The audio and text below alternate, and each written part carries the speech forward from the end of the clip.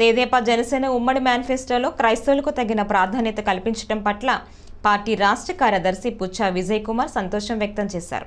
ఈ మేరకు పార్టీ నాయకులతో కలిసి ఆయన పాతగాజువాక పార్టీ కార్యాలయంలో క్రైస్తవులకు కల్పిస్తున్న సంక్షేమ పథకాలకు సంబంధించి బ్రోచర్ని ఆవిష్కరించారు. ఈ సందర్భంగా విజయ్ కుమార్ మాట్లాడుతూ 5 ఏళ్లలో పాలన సాగించిన వైసీపీ ఏనాడు క్రైస్తవుల సమస్యలపై స్పందించిన దాఖలాలు లేవని అన్నారు. ఫాస్టర్లకు నెలనెలా ఇస్తామన్న పారితోషికం అటకెక్కిందన్నారు. ఎస్సీ ఎస్టీలకు మోసం చేసిన ఘనత జగన్మోహన్ రెడ్డికి దక్కుతుందని అన్నారు. క్రైస్తవ సమాజం పట్ల చంద్రబాబుకు ఉన్న నిబద్ధత ఏమిటో మేనిఫెస్టో ద్వారా తెలుస్తోందని అన్నారు. ఫాస్టర్లకు గుర్తింపు కార్డులు, ఆరోగ్య బీమా, చర్చిలు, కమ్యూనిటీ హాల్ల నిర్మాణం, ఫాస్టర్లను గౌరవ వేతనం, అవసరం ఉన్న ప్రదేశాలలో థియోలాజికల్ కాలేజీలకు సహాయం వంటి అనేక అంశాలను మేనిఫెస్టోలో పొందుపరిచారని అన్నారు. యేసుప్రభు పుట్టిన జెరూసలేం వెళ్లేందుకు కూడా ప్రోత్సాహాన్ని అందించేలా పథకంలో చేర్చారని తెలిపారు.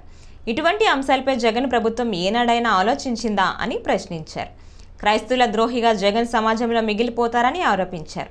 ఈ కార్యక్రమంలో పార్టీ నేతలు చెరుకూరు నాగేశ్వరరావు, అనంతలక్ష్మి తదితరులు పాల్గొన్నారు.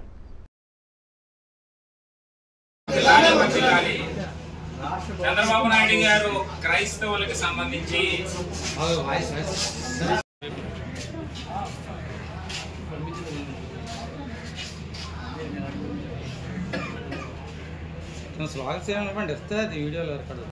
క్రైస్తవులందరికీ కూడా, క్రిస్టియన్లో ఉన్నటువంటి క్రైస్తవులందరికీ కూడా ఒక చక్కటి ఐడెంటిటీ కార్డు, గుర్తింపు కార్డు ఇస్తూ వారికి ఆరోగ్య బీమాని కల్పిస్తూ కనీస వేతనాన్ని వారికి ఇచ్చే విధంగా ఈ రోజు చర్యలు తీసుకున్నారు చంద్రబాబు నాయుడు గారు. వారి యొక్క చక్కటి మేనిఫెస్టో పెట్టారు.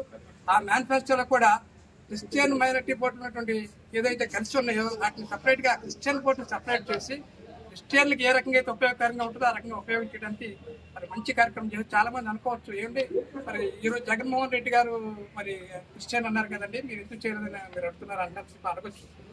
చంద్రబాబు నాయుడు గారు బీజేపీతో పొత్తున్నారు కదండి, క్రిస్టియన్ మైనారిటీ హ్యాండిల్ కదండి చాలా మంది అనుకుంటున్నారు, అపోహపడుతున్నారు. ఎటువంటి పరిస్థితుల్లో ఈ రాష్ట్రంలో ఉండేది చంద్రబాబు నాయుడు గారు. ఈ రాష్ట్ర పరిపాలన మొత్తం అంతా చంద్రబాబు నాయుడు గారి మీద ఆధారపడి ఉంది. ఆయనకి క్రైస్తవులకు ఏం కావాలి, క్రిస్టియన్స్కి ఏం కావాలి, సంఘాలకు ఏం చేయాలి, అభివృద్ధికి ఏం చేయాలి, ప్రతి సంవత్సరం గతంలో ఉన్నప్పుడు ప్రతి చర్చి కూడా 5 లక్షల రూపాయలు ఇవ్వడం జరిగింది చర్చి అభివృద్ధి కొరకు. అదేవిధంగా ఈసారి ఇంకంతకంటే డబుల్ అభివృద్ధి చేస్తూ క్రైస్తవుల్ని కంటికి రెప్పలా కాపాడుతుందని చెప్పి చంద్రబాబు నాయుడు గారు సూపర్ సెక్షన్ ఆయన ఏర్పాటు చేయడం జరిగింది. తెలుగుదేశం పార్టీ అధినేత, రేపు కాబోయే ముఖ్యమంత్రి నారా చంద్రబాబు నాయుడు గారి క్రైస్తవుల కొరకు ఒక సూపర్ 6 ప్రత్యేకమైనటువంటి మేనిఫెస్టో రిలీజ్ చేయడం జరిగింది.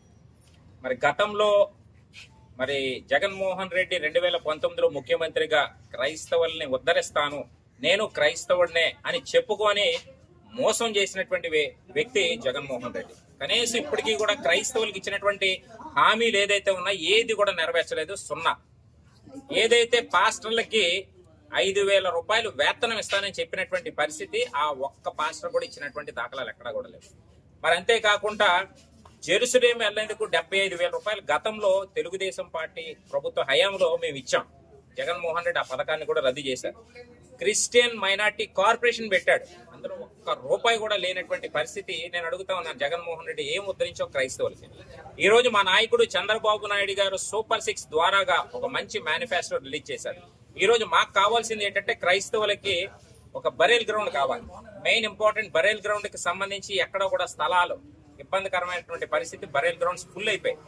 కాబట్టి చంద్రబాబు నాయుడు గారు ఇచ్చినటువంటి మొదటి హామీ ఏంటి అంటే బరేల్ గ్రౌండ్స్ 2 కోట్ల రూపాయలు నిధినిచ్చి భూసేకరణ చేసి బరేల్ గ్రౌండ్ కొరకు ఏర్పాటు చేయడం జరుగుతా ఉంది రేపు అధికారంలోకి వచ్చిన వెంటనే.